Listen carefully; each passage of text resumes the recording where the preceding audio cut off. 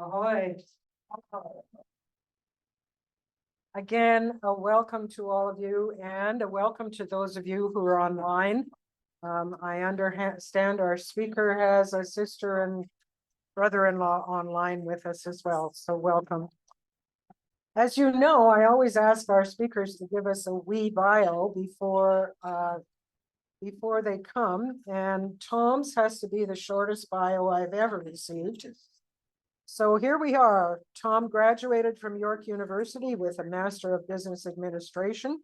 He retired in March of 23 after working as an advisor to the field of energy and finance. In retirement, Tom is an appreciator of the Welland Canal, a recreational cyclist, and a slot car racer. Please give Tom a warm Shellback welcome. So I'm going to talk today about the Welland Canal. Make sure you keep your mind right up to your. I think most of you know that I have a website, which the name of it is in here, and it has 5 installments, and each one of the installments takes longer to present than we have today. So nobody's seen this presentation before. It's a kind of a very quick overview, and any detail that you want on some topics, 5 topics anyways, you can get on the website. Ready? Oh, first of all, show of hands. Who here has navigated the Welland Canal? Good. This is the first crowd in which I get a positive response to that question. I've been beside the Welland Canal a lot. All right, here we go. I just told you that. Okay, so I think you all know this, but I just want to set the stage. The black line, which you can see right there. That basically is where the Welland Canal is. All of them. There have been 4 iterations. I'll get back to that. And this is the problem we're trying to solve. Okay. So there are some changes in elevation in the upper lakes. Some of them have locks, some of them don't. But here's your problem right here. So the difference in elevation, I'm just going to give it to you in new money. The difference in elevation between the 2 lakes, Erie and Ontario, is 99 meters. So Lake Erie is 174, around it here. Lake Ontario is 75. Over half of that, but not much more, is at Niagara Falls. Niagara Falls and the Niagara Escarpment, at the escarpment, is about 56. So there is elevation drop. There's a little bit of elevation drop between Lake Erie and the brow of the falls, but there's quite a bit of elevation drop, including the rapids in the river, and that makes up kind of the rest of the rest of the 99. And of course, there's also stuff that down here. Some of these dams are on the American side, some of them are on the Canadian side. There's a couple of power plants. All right. Okay, Welland Canal has been around for a while. We're closing in on 200 years. In fact, I think it was actually under construction 200 years ago today. So the first canal and the southern extension, first canal was made of wooden locks. Didn't last long. Locks are very small. Couldn't handle the size of the ships that they wanted to bring on, and so very quickly they realized that they had to do it again.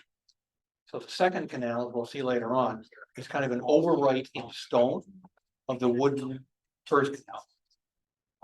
And so the routes of those 2 canals are very similar, as we'll see a little bit later on.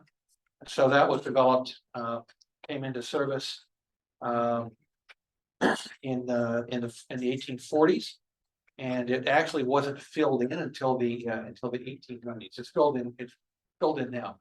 It's through. There's still some locks visible at St. Catharines, which I'll show you. Third canal, same problem. They build a canal, it's too small, so they have to redevelop it. The third canal was finished in full in the late 1880s. Parts of it came into service, as you see there, a little bit in the 1870s, and it lasted a long time.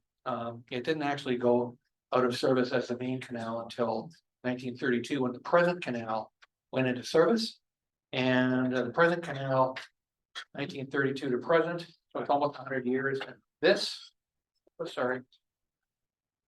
that right there It's a Welland bypass. And I'll tell you, that's pretty spectacular, and I'll tell you all about it later on. It's gotta wait. So I'm gonna talk about first now, and then I'll get to then a little bit later on. So the fourth canal, the one we're working on right now. So there's a lot going on here. I won't read this to you, but we're gonna take a look at lock 1. So there are 8 locks. 7 of them do a major lift of about 14 meters. And in Port Colborne, there's a control lock, which basically allows the canal operators to keep a level 173.4 meters above sea level. That really, no matter what the level of Lake Erie is, unless that level is lower. What happens if it's lower? Then the level of the canal goes down, and there's a shipping policy. That lets, you can't draw anything more than X. One of the 2 real marquee things. Hey, stop that back there. There we go. One of the real marquee things is the big lift up the escarpment. So there are 4 locks there, 4, 5, 6, and 7. 4, 5, and 6 are twin flight locks. Twin means there's 2 of them, two lane traffic. And flight lock means that the exit of one is the entrance to the next. So bang, bang, bang, or bang, bang, bang. You keep to the right on two-way traffic. So it's just like driving in North America, but not like driving in the UK. Something that really caught my attention some years ago. Water leaves the canal at Allenburg. A lot of water. Talk about that. That's what really got me started on this project. So, and then the deep cut. So, when the original promoters of the Welland Canal were thinking about this, they surveyed the landscape and they didn't do it right. There's a rise of land, a watershed, right down the spine of the upper Niagara Peninsula. It's really difficult to get through. It's the only part of it's so hard. It's the only part of the canal that is in the exact same place for 200 years. And the reason is it's just too hard to move. Talk about that.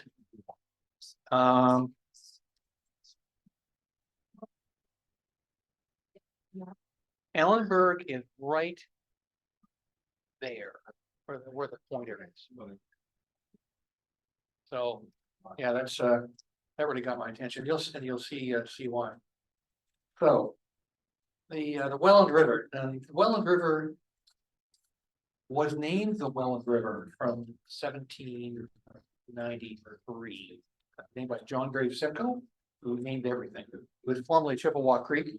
They still use the term Chippewa Creek for part of it. And it's an east-west waterway, so it has to go under the canal, and it always has. First to fourth, it always goes under the canal. It was a lot easier. It was always hard. It was a lot easier back in the day. It was really hard for the fourth canal. I'll show you that. And then you've got the Welland bypass. I'm not going to tell you anything about that right now, but it's a pretty spectacular work. I'll show you about that later. And then we got the water supply. So the water comes into the canal now. So third and fourth canal, not first and second. Water comes into the canal at Port Colborne, where what had happened in the first and the second. I'll tell you. Okay. Let's take a look at Lock 1. So Oberista is a saltwater vessel, and you can always tell because the sides have geography. It's not a slab-sided vessel. So it's a saltwater vehicle. It's based in somewhere in eastern Bulgaria. I think Oberista itself is a neighborhood of Sofia, Bulgaria. It's a grain hauler. It was on its way to Aalborg, Denmark, from Toledo during this particular trip. This particular trip is one of 3,000 traverses of the canal every year. 1,500 up, 1,500 down, minus any change in the inventory of ships going through. Now, as you know, you're about to know, they drain the canal every year. The shipping season is not 12 months. It's governed by a few things: the maintenance schedule on this part of the canal, the locks, the ice conditions on the upper Great Lakes, and probably some things that I don't know about. So You get a pretty good look at these locks. They're huge. I mean, these things are really not on a human scale. Look how deep those locks are. And right there. And here's the look here. This is an entrance to the twin pipe. This is at lock 6, looking from the south. And over there, you can't quite see. You can see the beginning of the pond system. I was talking to some of you about this earlier on. Take a look this time of year, and it is really pretty spectacular.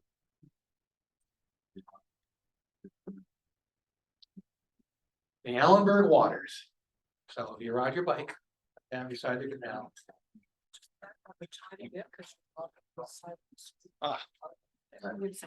If you ride up that Welland Canal on your bike. The carpet is just there. Here? Perfect. All right. Prices averted.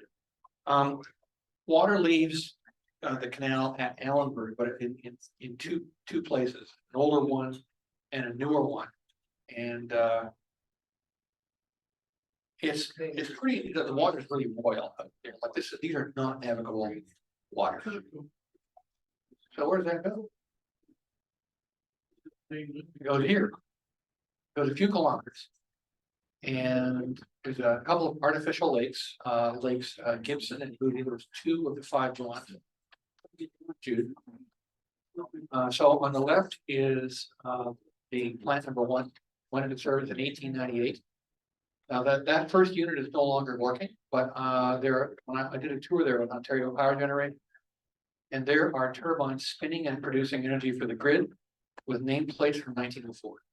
So, and they still work. Now, of course, they don't have any spares. They have to make their own spares, but they do have the ability to do. People at Ontario Power Generation refer to this on the left as the cottage, because these people also work for the Beck complex on the Niagara River, which is just vast by comparison. Now, the installation on the right is not merely charismatic, but it's much, much larger than the one on the left. Between the 2 of these power plants, that's 90%, almost 90% of the water that enters the canal. Port Colborne, which we'll get to later, actually exits the canal here. It doesn't go through the canal at all. It basically uses, and it dumps into a 12-mile creek, which we will return to a little bit later. And that's not the only place of power generated. So there are other power plants on the canal. Falling water never ever goes to waste. So it all goes through a power turbine. So about 97–98% of the water that enters Port Colborne goes through a power turbine, most of it here. The deep pot. As I mentioned, this is the one place on the canal that has not moved in 200 years. And it's just so hard. A lot of people died, particularly during the first canal. A lot of people died, a lot of animals died during the construction. There's a lot of clay in this part of the world, and clay is either rock hard, so you can't deal with it, or it's just liquefied, so you can't deal with it that way either. It's really hard to work with. So as you can see, I got 2 different views, one from the north and one from the south. Right here, there's like a half-hour story about how I got that. It was a really hard place to get to. Now, who's this guy? So he's putting an ad paper. Who's Oliver Phelps? He is not Jane. He is not a direct ancestor of mine, but his nephew, Samuel Green Phelps, is our great grandfather on my mom's side. He came north after, he didn't work in the canal as far as I know, but he settled in Grimsby, as opposed to St. Catharines. There are a lot of Phelpses of the day settled in St. Catharines, but so there's not, it's a near family connection, if I can put it that way. And they're advertising how safe it is. If you read the text, it wasn't safe. All right, so Welland River. So Welland River is currently at about 170 meters of elevation, going through Welland and going under the canal. The canal is 173.4 minus 9 meters That's not all navigable, but minus 9 meters of depth at the bottom of the prism. Minus, kind of room for concrete and earth, so you gotta go down the ways. So there's something called a river siphon. And the one under the Welland Canal is certainly not the only one. But it works, I'm not saying I ever siphon gas out of a vehicle in my ill-spent youth. But this is the principle. So we're gonna think through that. So 2 places. There's the first place that the Welland River went under the canal in Welland. And it's always gone into the river here. No matter which canal you're talking about. But with this Welland bypass that we'll talk about shortly, it goes under again. I'm gonna come back to this whole business where that dotted line is, because there's a lot of stuff going on there. But this is what these river siphons look like. I don't know, I couldn't find a way to make this really charismatic. But these are huge and difficult concrete structures. So the most kind of the sexiest part, if I can put it that way, of the canal is the twin plate locks and lock 7. Spectacular, it climbs the escarpment. There's a great engineering work of its time.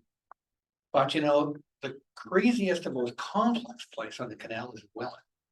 I'll talk a little bit more about that later, but this is part of it. This was not easy.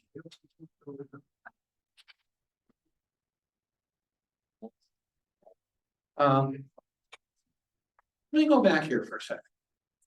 So this area right here, when they had the first, second, and third canals, the natural course of the Welland River was kind of where the canal is now. When they built the fourth canal, they just needed a lot more room. It's much larger than the third. So what they did is they appropriated the course of the Welland River for the canal, and they moved the river. But now the river is a little bit east, like how much?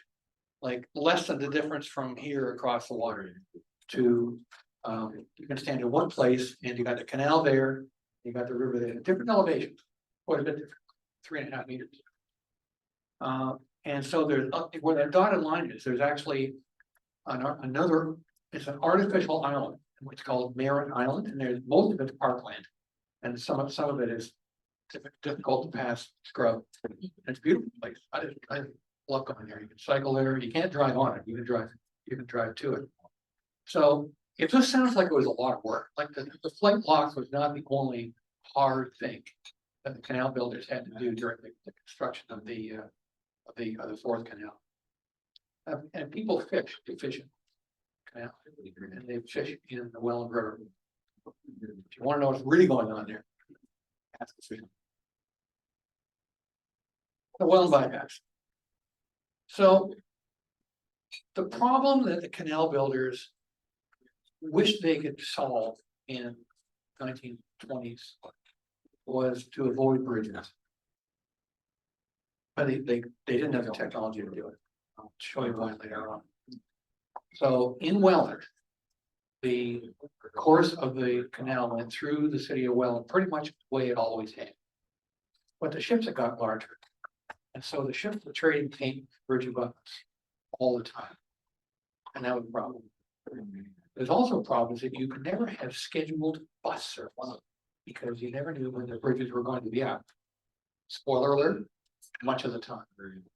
And so, as diesel power came on the scene, and as economic growth continued and the traffic on the canal got greater, the canal authority decided they would have bypass, and they didn't want any bridges.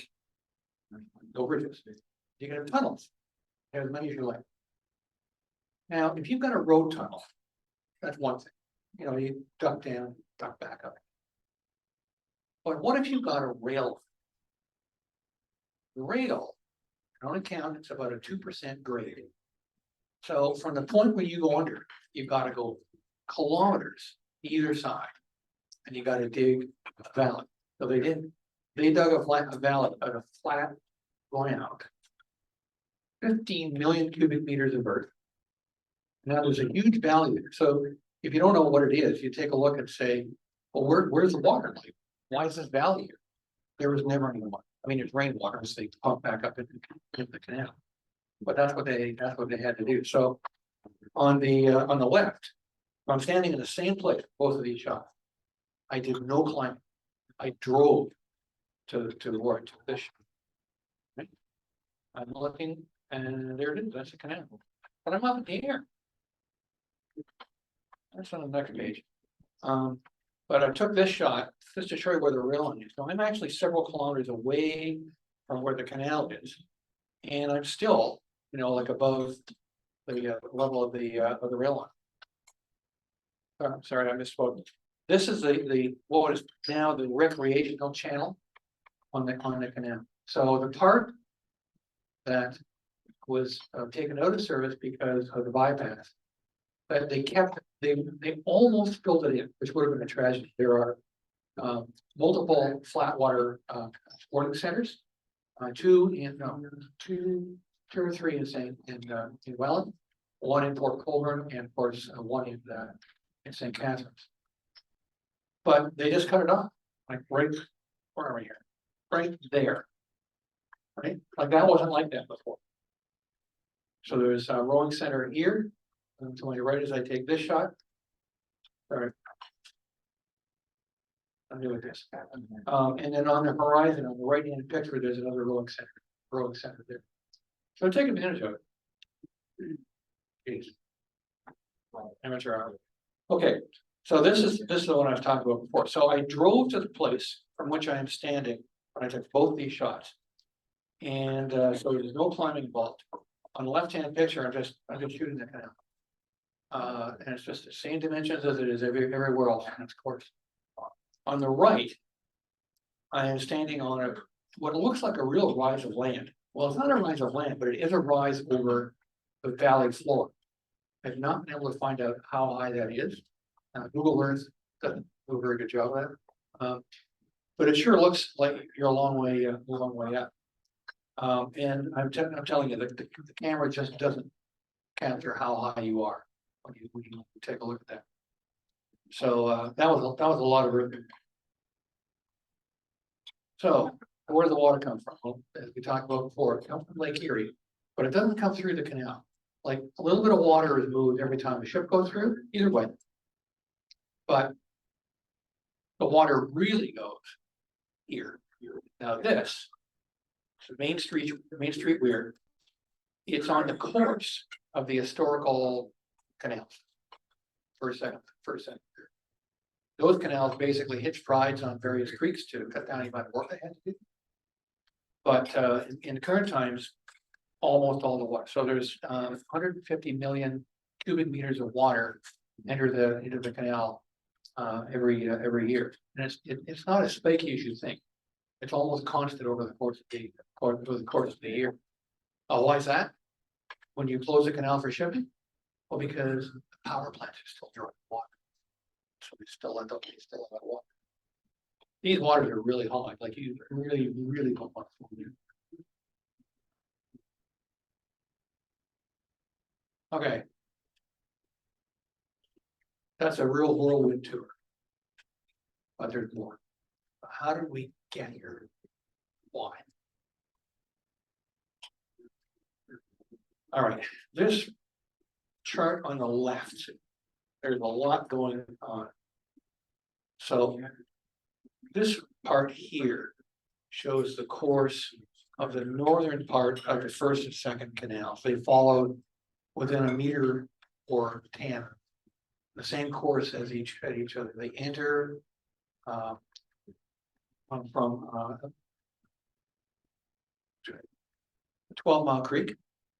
So they hitch a ride on that. And then they hop over to a different creek, Tex Creek.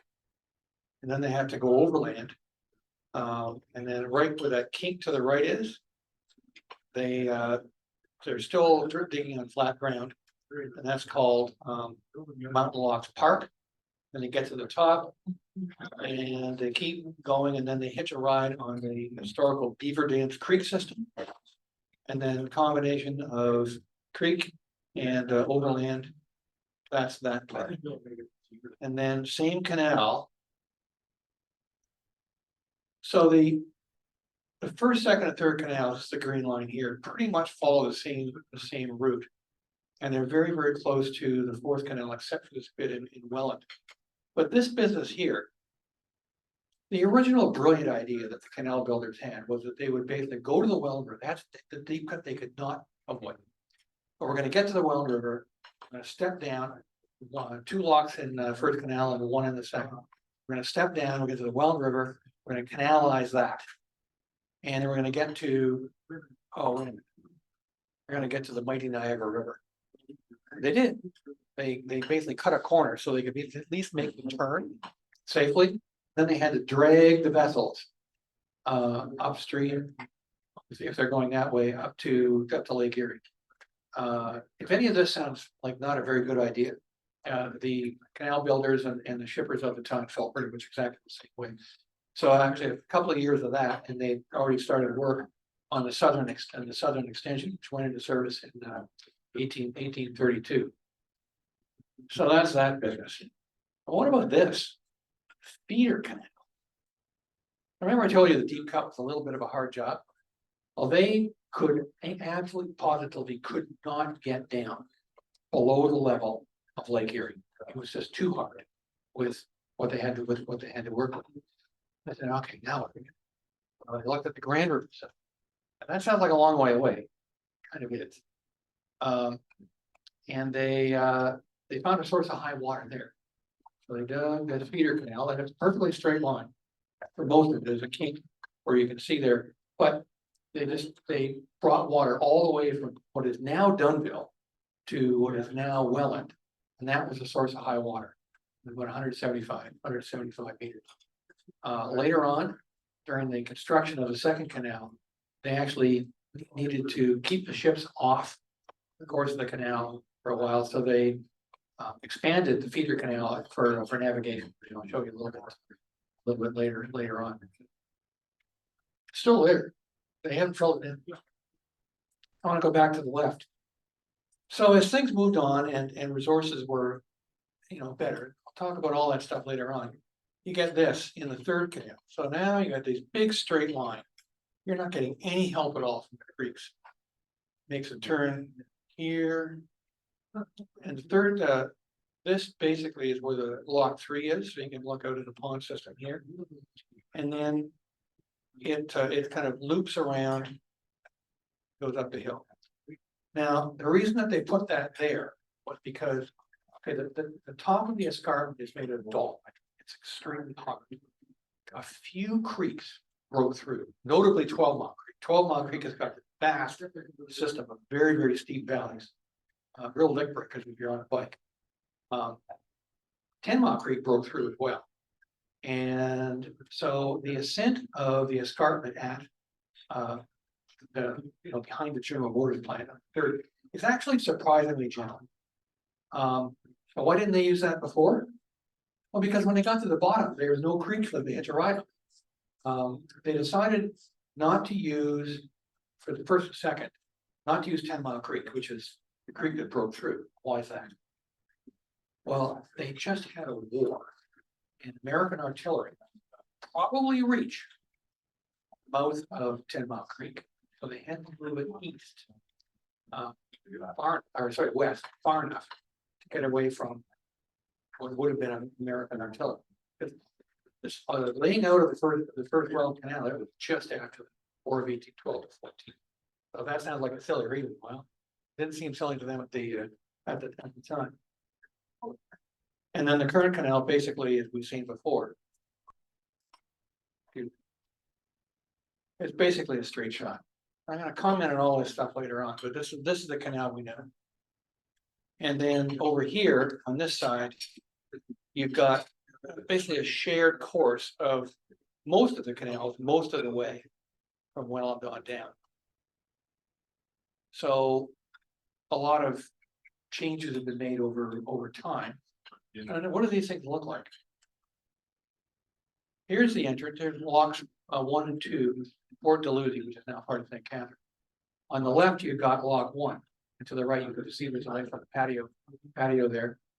Now, check out lot 2. I don't know if these waters look familiar to you. Here's one side of the lock, but the other side's gone. This is all the water that comes from the power plants. So almost all of the water that comes into the canal at Port Colborne ends up right here. And they had to widen 12-mile creek to accommodate the water. That's why there's only one side of the lock. They had to tear the other part out and widen it just to accommodate what you can see there. I'm telling you, you stand on that bridge, those waters are really moving. I mean, you really don't want to fall in. And Ontario Power Generation, they've got, you know, some safety fences and keep outside all over the place because they do take that stuff seriously. Now, the first canal locks are pretty much lost to history. I'm told that there's one that's in Mount Lock Park, which was found and then reburied to preserve it. But I've never seen it. But the two are close together. The second canal was bigger than the first, and the third is bigger than the second. But this is what these locks, what they look like. Just typical, kind of Dix Creek, Canal Valley, Mount Lock Park. And it's all beautiful stack stone, so cut limestone. Very nice. You can see the number of the lock in many of the locks. It's lock 21, but here. Any fans of Leonardo da Vinci here? Yeah, no. Almost none of his inventions actually worked. He invented a lot of stuff, but almost none of them worked. As an artist, he was amazing. His work on anatomy was amazing. And he's a pretty good inventor too, but a lot of it was so far ahead of his time that it could not be made, except for this, called miter lock. 2 lock gates, they meet in the middle, and they're on the V, and the V points upstream. So you've always got water pressure trying to keep the lock closed. Except when it's full, in which case there's water at the same level on both sides, and the gates will move. Every lift lock in the world for centuries has used this technology. There's really no other. Anybody's got any ideas? Sammy. So here we are we're in Thorold, and the city authorities asked the Canadian government to build the canal. So could you fill this thing in? You're not using one.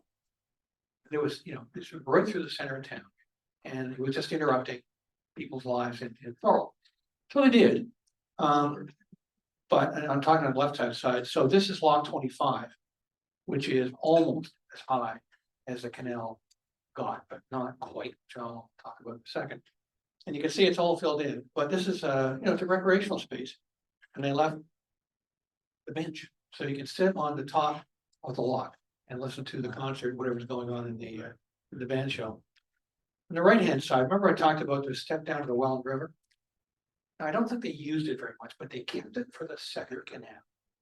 And so, you know, it's about how much is it net? 170, about 5 meters from this lock had to do one drop down into the Welland Canal. By that time, they were no longer using it for navigation that much, but there may still have been canal side businesses. I have questions about that. I don't have the answer, but that lock is still there. So the ground level here, like where I'm standing when I take this picture, the water level would be 175 meters. So they actually had a step up lock for the second canal, step up lock at Allenburg. And the reason is they still couldn't get low enough. So they had to step it up to 175, like all the way to Port Colborne at 175. And they have a step down to get down to the level of Lake Erie. Now they have a step up. All right, feeder canal.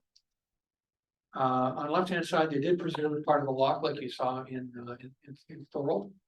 And on the right-hand side, this is actually that's what the feeder canal looks like now. Now, what you can see is it's not that deep, but it was deep enough for navigation at the time. And the width you see there would have accommodated two-way navigation. because it's a long canal for ships up there, so they had to make it. Like, you know, ships couldn't go through one at a time, they had to pass. So it's wide enough for two-way navigation. Now, this may not look too impressive, and really, I mean, I took a picture and it didn't look that impressive to me either, but it's still there, 150 years after it went out of service. You still haven't filled it in.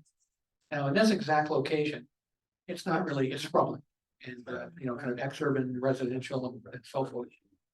But there are parts of the landscape over which it passes that are good farmland, goes through the Wainfleet Marsh. It's good farmland, and they left it there, just because, so. How you feel about that? I'm pretty. Excuse me. Third canal. That's log 1, and log 3, log 2 is underwater. And what the water that's under is basically the Henley Rowing Center. 12 Mile Creek widens out to basically Martindale Pond, much higher than the natural level of 12 Mile Creek. But log 3 is still there. I'm standing in a place I'm not actually necessarily supposed to be, but didn't know geotechnical. Now from here, that big straight part I showed you before, the third canal arc up the hill, cut straight through St. Catharines, and it's gaining elevation the whole way. They built it all in. It's all right, like it's built up, all of it's built up. So there are pretty much no traces of third canal through town. But you pass through the area around Lock 3, which is now flooded. A lot of locks are underwater. Then you get to Lock 13. So I'm standing here. To my back is Glendale Avenue, which is a fairly busy thoroughfare in Catharines. And it's hard to capture on a cell phone camera, but you can see like 2-3 locks in a row. It's a pretty straight shot before they actually have to start arcing up the hill. The locks are still cut limestone. They're wider, but you know, the lift didn't really any greater. It's the same in terms of the lift locks. It still takes 25 to get to the top. So there's no more of a lift. Why is that? Well, because they're stacking blocks. You know, when it goes high, they only go so high. They're stacking blocks. So they did. The lock gates are wood and they're long gone. They're steel now. This is, trust me, this is as close as I could get to here. This terrain is really tough. So if I had been 18 years old when I was doing this, I'd have climbed a couple of near vertical slopes, but well, you can guess the rest. There's a lot of stuff I'd like to get. A number of the third canal locks are flooded because they're now under the pond system for the flight lock. So I keep telling myself, you know, I got to get a picture of them. I got to get a picture of them. It's really, really hard. What you really want to do is get a drone. I know for sure that you're not allowed to fly a drone over the live shipping channel. I don't know whether you're allowed to fly over the pond system or not. So I come back again. Maybe I'll have drone footage. We'll see. So once you get to the top, so I'm on the left-hand side here. You know, third canal, it arcs up the hill, and then it arcs when you get to the top of the hill, it arcs around. Nice gentle bend. They actually could have put it anywhere, but if they made it a straight shot to the north end of the deep cut, it would have been a kind of sharp turn at the top. So they just decided not to do that. The shifts were shorter, so getting around this wide bend was not a challenge. So they did that. This is actually in the construction of the fourth canal. This water channel here is interrupted, and so the historical Beaver Dams Creek is a ditch that is attached to that. Beaver Dams Creek is all wood obliterated by the hand of man. But yeah, you can basically walk along the side of the historical third canal. And then when you get to Fort Colburn, the right hand picture, you see there's 2 locks there. So you know, ships are going in, ships are going out. They got 2 locks too. to accommodate. Now, how do we know that these are third canal locks and not like the second canal lock and third canal lock? Well, because the second canal lock was a step down lock.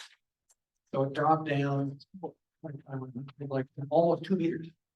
Kind of lock. So it wouldn't look like it was a second. The other thing is third canal lock is quite a bit wider. And these two are identical in diameter. So you can, if you're on a bridge, you can walk around and they're like these to them. But trust me in this. They're the same dimension. Fourth canal, I could not resist showing you this. I got a lot of information from the Brock University Archive Department. Love it. This is one of my favorite pictures. They're building the flight locks out of the reinforced concrete. And blocks 4, 5, and 6. That is one piece, if you like, not one pour, one piece of reinforced concrete, like 1.3, 1.4 kilometers long. And it's wider than you can see because they haven't finished both sides of it. It's huge. And you've got a bunch of interesting stuff, like you see tunnels. There's a 15 kilowatt power station at the base of Lock 4. They use it originally, power canal operations. And I assume now that it just goes to the grid. I'm not sure the relationship between Canal Authority and Ontario Power Generation Canal or the Electricity Authority. But this thing is a steam powered device on rails. And that's what they use to place the concrete. Like they really had to try to do this. This was right at the edge of what you could do in the 20s.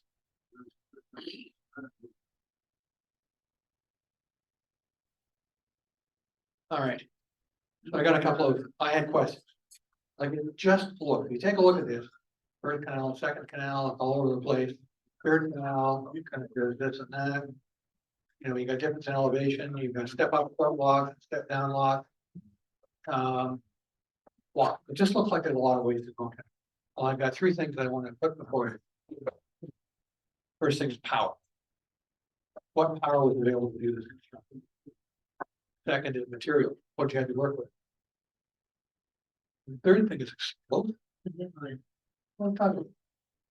Wasted motion? I don't know. Power. Third canal. How many steam shovels? None. Second, 1 or 2. It was only invented a couple of years before they started construction. And they're on allocation. Third, board. Fourth, well, still steam powered. Still steam powered, but they had a lot. So there's not just that huge gantry that they used on rails to put it in concrete. They had all kinds of, kind of magical devices, as well as conventional steam shovels to do the work. So there was a lot of combustion energy that went into it. So it's basically animal power, mostly animal power, steam power, and the fourth, still steam. Diesel really came on the scene. Now think of the yellow iron for construction workers in the 30s, and then the fourth canal, diesel baby.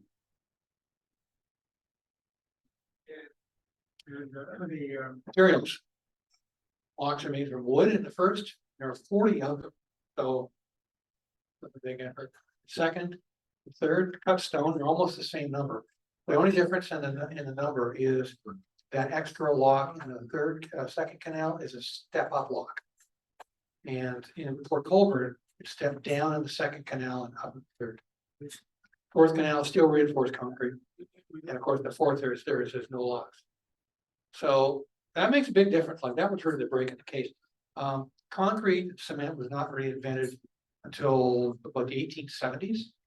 So while the third canal was being engineered, that wasn't available. So they just couldn't do it. But by the time they get to the 20s, when most of the construction was done, everything like this, the major civil works are all done with reinforced concrete. And then explosives, my favorite. So before dynamite came, which is basically nitroglycerin with a college education, all you have is with black powder, gunpowder. Now, if you're trying to shoot a bullet out of a gun, you don't want something explosive. So it basically is kind of a propulsion, but it's not exploding. That's not what you want if you're blasting rock. You want something that's percussive. And so dynamite is percussive. So there wasn't actually a lot of blasting in the first, second, and third canals, a lot of digging. But they didn't even try to tackle, you know, the escarpment head on, blast their way down the escarpment. Couldn't do it. In the 20s, you could do it. They used a lot of dynamite to do it. Fourth canal, there really wasn't any, but you know, you really needed a lot of combustion energy, you needed a reinforced concrete, and you needed dynamite to do the fourth canal. Yeah, I'm just gonna let you do this.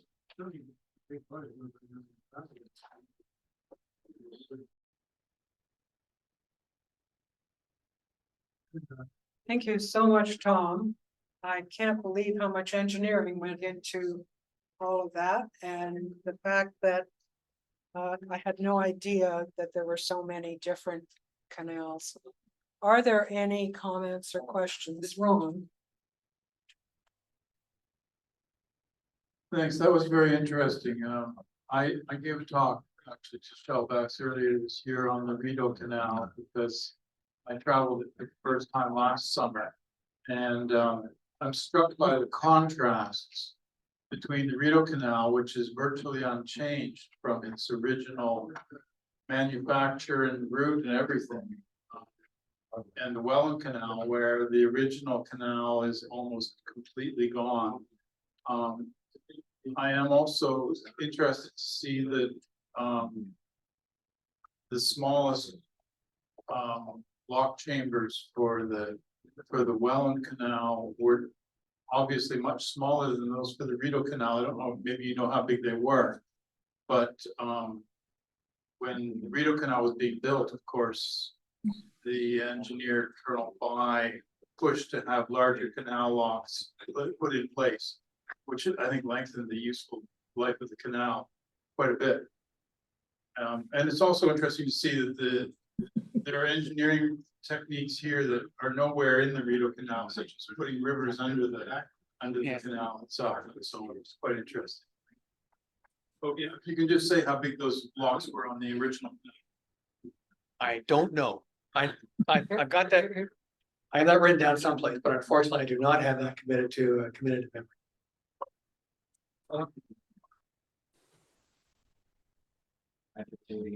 My question is, whether you have any idea what the American thought about the canal when it was being built the first time?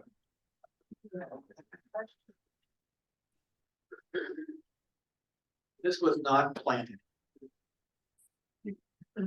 So the other major canal that was going at this time was the Erie. So that came into service in 1825. And it still does, enters in Buffalo. And then makes its way all the way down to sea level at Hudson River. Now again, that's a lot of work. They had to go overland in a lot of places, which is always a lot of work. They had to hitch the rides on various creeks, and every single one of them had to be canalized.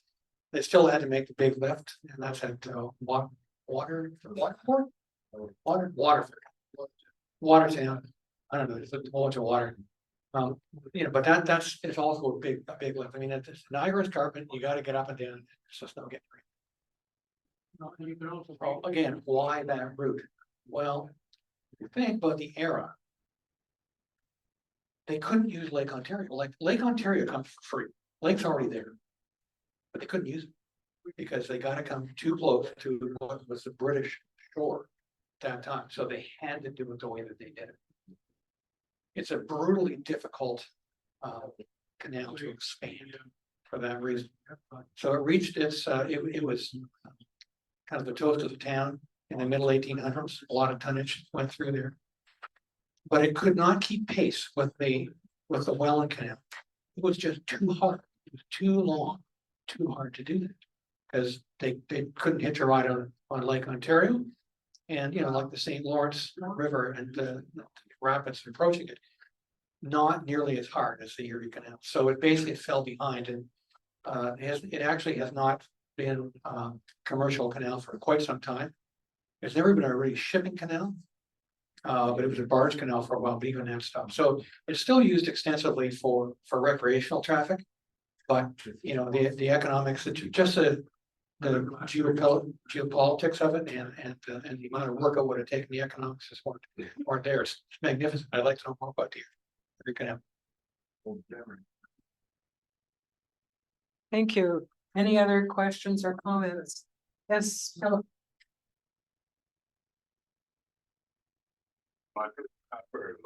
I've heard for a long time of the repeated analysis, but I'm very interested in the older canals. What happens to them as they've obviously been left to just decay, or what about the gates? What about the retaining the water behind them? Is that held in place by the original gates, or before the canal gets filled in? Or how long do the gates hold water if they're not being used?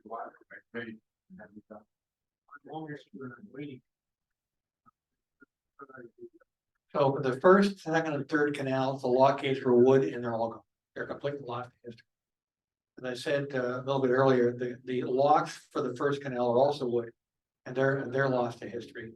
Second, parts of the second and third canals, like a delightful amount actually, the locks are still there, but the water just flows straight through. When water flows through the course of the second canal as well, like, you know, it's mostly through pipes now, but it's, you know, in parts of it that are open to the public.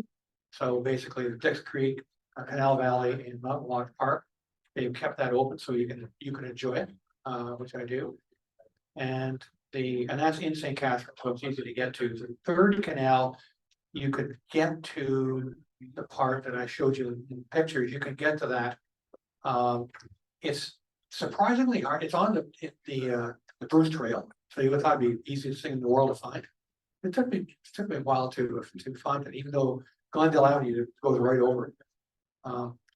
And the water that goes through the third canal now, it's still part of the plumbing for the current canal, because you've got, you know, the pond that serves lock 7, larger pond system that serves locks 4, 5, and 6. And then it goes through the third canal, and the pond that you can see from the viewing center at lock 3, that got there via the course of the third canal. So it's still, in that sense, it's still working. Yeah, asked that if the gates are not open, is it running free in a fall? Yes, it runs free because it's not used for navigation, so they don't need to hold the water, stop it so that a ship can come in and go down. So the lock gates, the remains of them are still lying in the bottom. But they don't need the lock gates to accomplish what it's being used for now. It's like I say, it's part of the plumbing system, but it's not used for navigation, so they don't need gates. And we have a little note up here on the screen, the lock sizes. The first was 110 by 22, and I presume that's feet. And the second was 150 by 26.6. And the third was 270 by 45. And the fourth is 859 by 80. 80 feet wide? Yep. Wow, okay. And Jim, you had a question. Or comment? Marvelous talk. What I didn't quite understand is there are 4 canals which were continuations of the canals and which were replacements, and which in each of the generations of the 4 canals, when what size boats could go through each of the generations. So it's really the overall design of the system about which were replacement canals and which were continuations. I didn't quite understand that.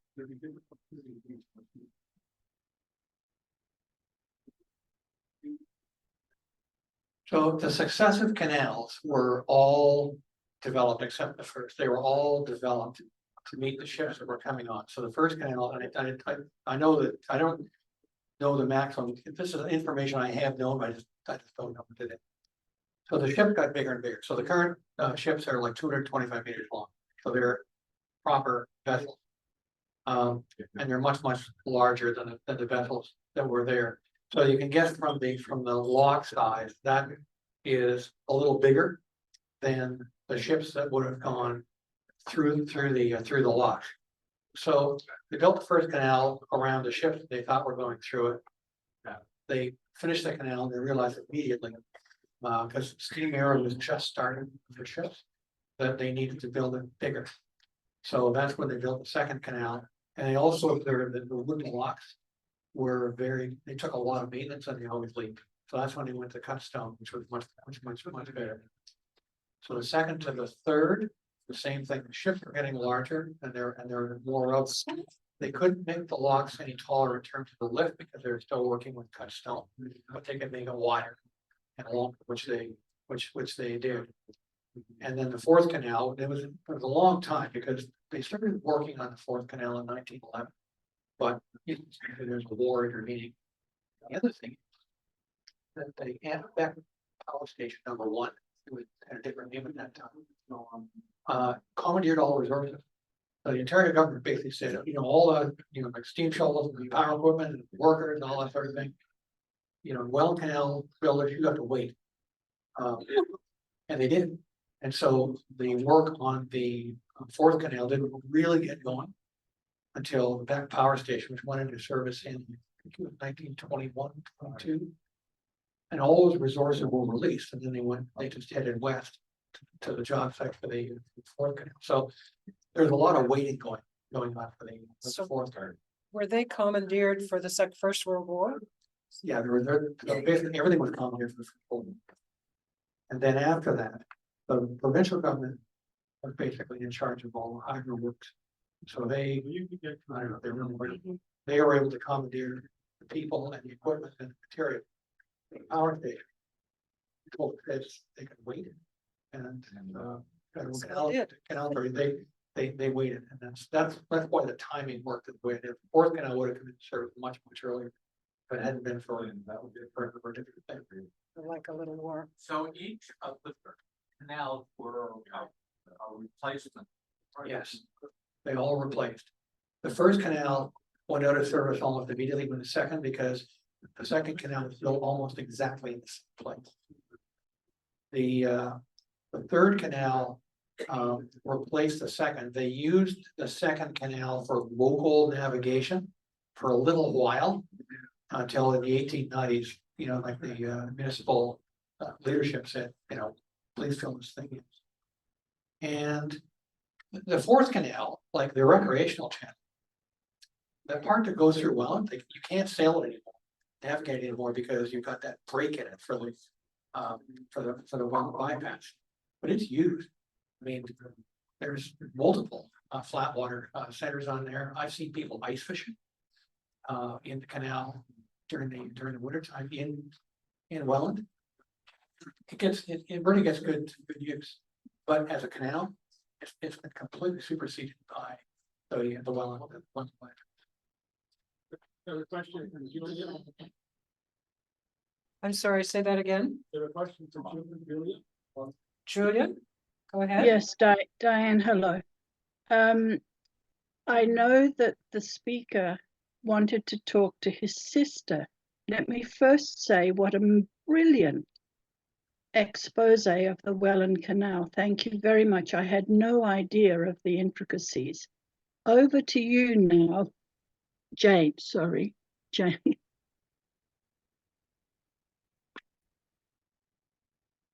Where's the camera? You need to unmute yourself, Jane. You can use your voice if you unmute yourself. There we are. There we are. There we are. Good. Central control. Nicely done, Tom. Well, thank you very much. Those are kind words. Yeah, Well, it just, it's lots of fun. yeah, really, really interesting, And thank you to Jude for inviting us to participate in this. Yep. And I'm glad you made it. We were looking out our window. It was a blizzard. It was a blizzard out here for a few minutes, and Yeah. now the sun's shining. So, But we've got about at least 4 inches. You're of welcome. snow around. but Well, we're glad you could join us as well. That's Yeah. really excellent that Yeah. you didn't have Lots to of fun. travel on. Right, right. Okay, well, thank you for your warm Bye. wishes to your sister, brother, and yes. Anyways, And I would like to thank Tom for just an excellent presentation. Well, thank you. Thank you so much. I too did not have any idea about the intricacies, even though I have traveled the canal on a small boat several times, actually. So I also want to thank Tom because he's made a recommendation for our June excursion to the St. Catherine's Museum, which also has an observation lift to see the canal. And so I'm going to do some exploration about that, and I hope we'll be able to do that, and I'll be sending out information about it.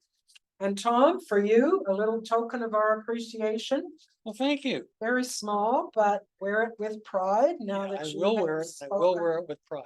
Thank you very And much. you are now a shellback for life because you have sung a shanty and joined us for a meal. Now, of course, done a presentation. Thank you very much. So let's give Tom just another one. Bravo! Well done. Thank you very much. It's been a real pleasure, and I think you now know any chance I get to talk about the Welland Canal. You'll do it again. That's what you're saying. Thank you so much. Your meal should be joining you shortly. And for us, upcoming next week, we have Jacqueline Gibbons. And she's going to give an illustrated talk called How Sailors Inspired Flight, related to her recently published book, Spread Your Wings, Icarus to 1912. She will show how the venerated sail inspired the float plane and early aircraft in thought and design. Her book will be available online, and also she'll probably bring a couple of copies here for you. And then on April the 3rd, you will have me with Sally and Noel Leon and anybody else I can coerce into coming and joining us. We're going to look back at the 97 flotilla. I have been doing quite a bit of research and finding all kinds of interesting stuff, both in my own files, but also online.